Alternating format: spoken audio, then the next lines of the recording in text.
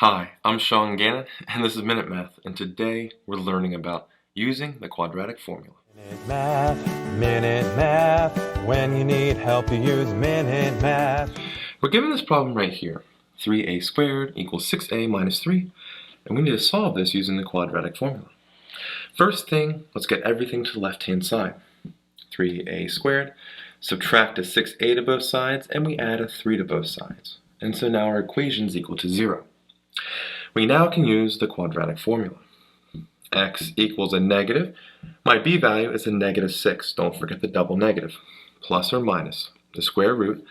B squared, again b being a negative 6, squared, minus 4, times a, which is 3, and c, which is also 3. All over 2 times a, which is 3. We now want to simplify or solve this. Let's break it down. Negative 6 is a positive 6, plus or minus the square root.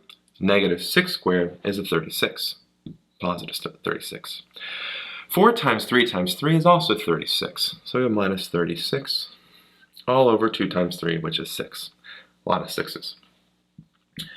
X equals 6 plus or minus, well, square root of 36 minus 36 is 0, so square root of 0 over 6.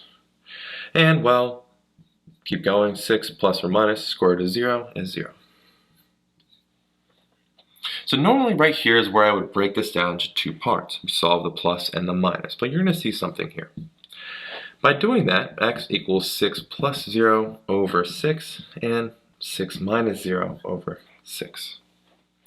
Simplifying that, 6 plus 0 is 6, 6 over 6, and 6 minus 0 is also 6, 6 over 6. Simplify both of these and we have 1's. But we don't write 1 and 1 as two solutions.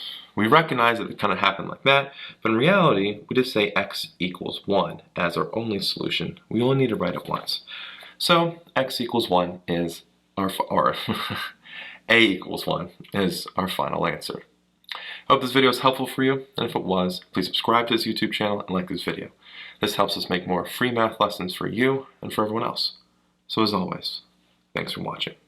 Minute Math, when you need help you use Minute Math.